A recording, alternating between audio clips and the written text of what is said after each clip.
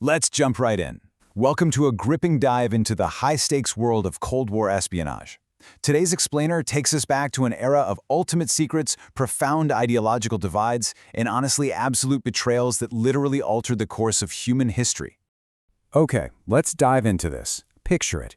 It's September 23, 1949, and the White House drops a statement that absolutely shocks the nation. They announce that the Soviets have detonated an atomic bomb.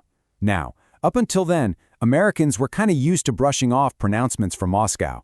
But this was real. America's greatest, most terrifying secret had been stolen.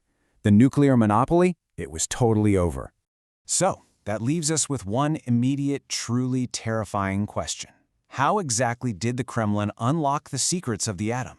You know, this wasn't just some case of Russian scientists working overtime and speeding up the process. Not at all. In this explainer, we're going to unpack a high-stakes detective mystery. We're talking about the exposure of a highly coordinated network of American traders operating deep, and I mean deep, within the country's most classified projects.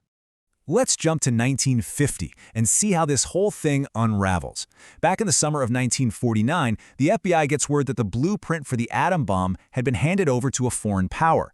What happened next, in 1950, was this incredibly rapid, dramatic unraveling. It was basically a sudden domino effect of investigations and arrests that would tear this intricate spy ring apart piece by piece. And this collapse? It happened fast. It actually started across the Atlantic in February 1950 with the arrest of Klaus Fuchs. He was a German-born British atomic scientist who worked at Los Alamos. Now, Fuchs admitted to Soviet espionage, but get this, he didn't actually know his American contact. Well, the FBI managed to track that contact down anyway. It turned out to be a Philadelphia chemist named Harry Gold. So, in May, Gold confesses. And Gold's confession? That points straight to a U.S. Army enlisted man stationed at Los Alamos named David Greenglass, who gets arrested in June. Ultimately, under intense interrogation, Greenglass points the finger right at his own sister and brother-in-law. And that, of course, led to the July and August arrests of Ethel and Julius Rosenberg. Section 2. Anatomy of Espionage. The tradecraft that stole the bomb. To really wrap our heads around how America's greatest secret was stolen, we've got to do a little flashback to 1944 and 1945 and look at the very visceral, very human actions of these spies on the ground. We're talking about tradecraft here, the specific techniques, methods, and clandestine practices used in espionage. Julius Rosenberg was an absolute master at leveraging personal relationships for his tradecraft.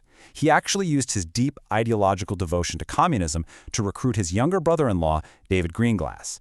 And Greenglass wasn't just anybody. He was an Army machinist stationed right at the top-secret Los Alamos facility. We're talking the absolute heart of the Manhattan Project. Julius essentially convinced David that sharing this intel with the Soviets, who, remember, were allies during the war, was a moral and ideological imperative.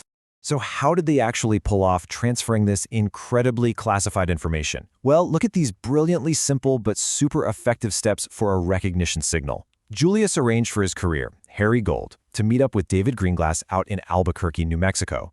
The instructions were wild. Step 1, show up at Greenglass's apartment. Step 2, say the exact phrase, "I come from Julius." And step 3, this is the crazy part, match the torn pieces of a Jello box. Seriously, Julius had cut up a cardboard Jello box, kept one piece, and given the other to David's wife. It's just this incredibly basic, totally mundane household item, and they're using it to secure the exchange of literally world-altering secrets.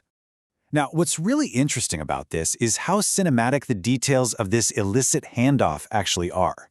When Harry Gold showed up on that first Sunday in June 1945, he introduced himself using a fake name, Dave from Pittsburgh. Once they matched up those torn Jello box pieces, Greenglass didn't just give him a quick verbal update. No, he handed over physical sketches of implosion experiments, plus a list of potential new recruits. In exchange, Gold hands him an envelope stuffed with $500. I mean, this is espionage in its absolute rawest form, right? Hand-drawn sketches traded for cash in a quiet, unassuming New Mexico apartment. But honestly, the most chilling scene happens a few months later. It's September 1945, right in the middle of New York City. David Greenglass is on furlough, and he delivers a cross-section sketch of the actual atom bomb directly to the Rosenbergs' apartment. The testimony paints this incredible picture. Julius is looking over the notes, saying the intel is very good, while Ethel sits right there at a portable typewriter typing up all this highly technical data.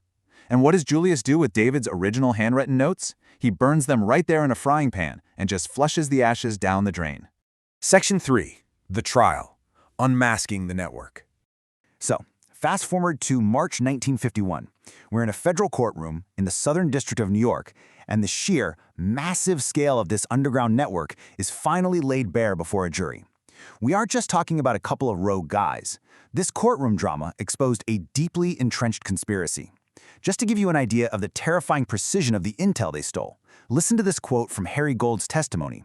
He was recalling a chat with Klaus Fuchs, and he told the court, the first explosion had been set for July 1945. Think about that. The Soviets weren't just getting some vague theories about nuclear physics. They were getting exact operational timelines and highly intricate blueprints of American nuclear progress. The trial itself was full of these devastating testimonies that really proved the existence of this vast, Moscow-directed apparatus operating right on American soil. On one hand, you had Max Ellicher, a naval ordnance engineer. He detailed Julius Rosenberg's relentless efforts to recruit him to hand over classified military plans from the Bureau of Ordnance. Then, on the other hand, you had Elizabeth Bentley. She was a confessed former communist who blew the whistle on the broader underground network. She testified that the Communist Party here in the US was serving the direct interests of Moscow, literally transmitting information straight to the Soviet embassy. So the crucial point is the severe and really definitive legal fallout for all these key players. On March 29, 1951, the jury comes back with a guilty verdict.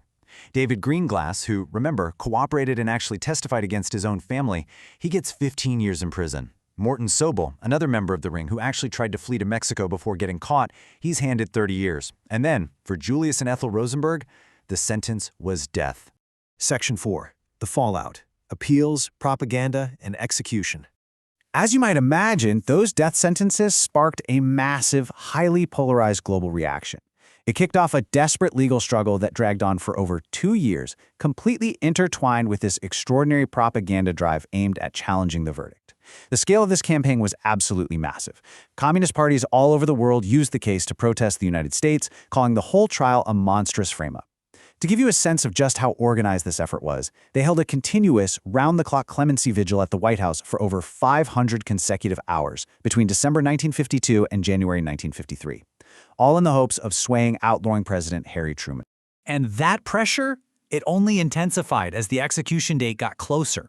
By June 1953, activists had actually organized special clemency trains to just flood Washington, D.C. with supporters.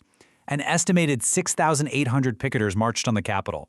It was this desperate, highly coordinated final push to pressure the newly inaugurated president, Dwight D. Eisenhower. But President Eisenhower's stance was stark, and it was completely unwavering. When he denied executive clemency, he said something incredibly powerful. By immeasurably increasing the chances of atomic war, the Rosenbergs may have condemned to death tens of millions of innocent people all over the world. You see, he was weighing the execution of 2 individuals against the potential deaths of millions, placing the heavy burden of the nuclear arms race squarely on the shoulders of their espionage. And this brilliantly illustrates the absolute finality of the executive branch's stance even in the face of all those global protests. Eisenhower basically concluded, when the tribunals of the United States have adjudged them guilty and the sentence just, I will not intervene in this matter. That was it. The appeals had been totally exhausted, and the highest court in the land had spoken. So, on June 19, 1953, the sentences were carried out. At 8:05 p.m., Julius Rosenberg was executed at Sing Sing Prison in New York. 10 minutes later, at exactly 8:15 p.m., his wife, Ethel Rosenberg, was also executed. The Rosenberg espionage ring systematically dismantled the American monopoly on the most destructive weapon in human history. As we wrap up this explainer, I want to leave you with a thought to chew on. In an era of such rapid scientific advancement and incredibly deep ideological divides, could the secrets of the atom ever truly be kept safe once they were discovered? It's a huge question, and honestly, it's one that still echoes today. Thank you so much for exploring the shadows of the atom with me. Keep learning.